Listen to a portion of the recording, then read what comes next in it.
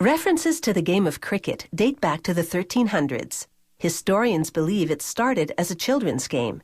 In the 1600s, working men began taking up the game as a pastime, and before long it caught on with the upper classes. By the 18th century, cricket was a major organized sport in England. Cricket bats are made of a particular species of white willow.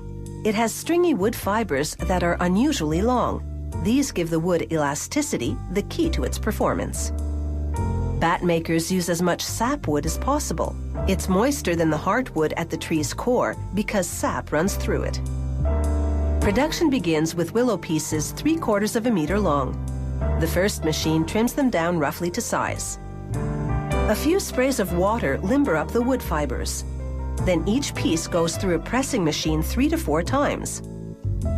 A curved roller applies up to 3 tons of pressure, rounding the bat's face and compressing the wood by up to a centimeter. This pressing is essential because it determines the bat's performance and durability. The bat maker draws a V on the end where the bat handle will attach. Then he removes the bulk of the wood behind the V on a table saw. This minimizes the amount of work he'll have to do later by hand.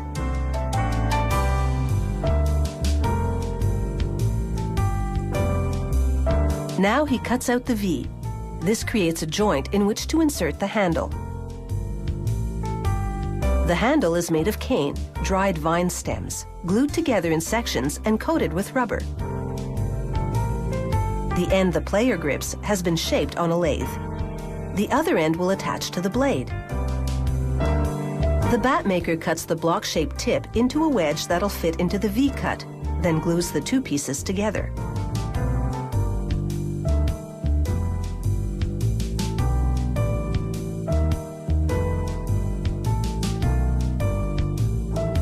A few taps with a hammer ensure a tight fit. He spreads the glue that oozes out all over the joint to seal it. Now he shapes the profile, using a classic woodworking tool called a draw knife. This takes only a few minutes, but requires years of experience and an expert eye. Then he completes the shaping with another pressing to curve the bottom third of the bat. International cricket rules regulate the length and width of bats, but there's no restriction on curve. Getting this right is tricky though. Too much curve, and he'll harden the blade, losing performance. The bat maker finishes off the shape using specialized craft tools.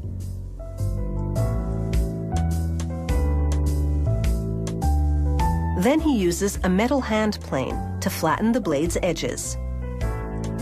He ensures the bat has good spring by hitting it with a dense wooden mallet. He also analyzes the sound of the strike. The softer the sound, the softer the wood, and the better the bat will play. He smooths the bat against a drum sander. The air-filled drum molds to the bat, so it doesn't wear away the shape he worked so hard to achieve. Then a worker smooths out the rest with a belt sander, custom-made for the bat's shape. On each machine, they sand the entire bat twice, first with a coarse abrasive, then with a fine one. Next, they mount the bat on a binding machine and coat the handle with glue.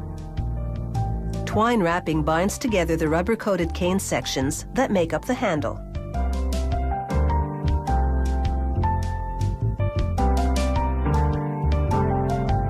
They apply extra glue to prevent the twine from unraveling.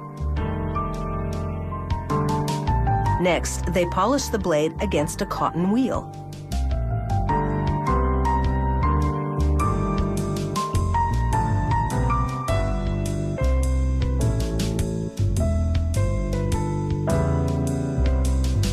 Once the wood is shiny enough, they stick on decals with the bat's brand name.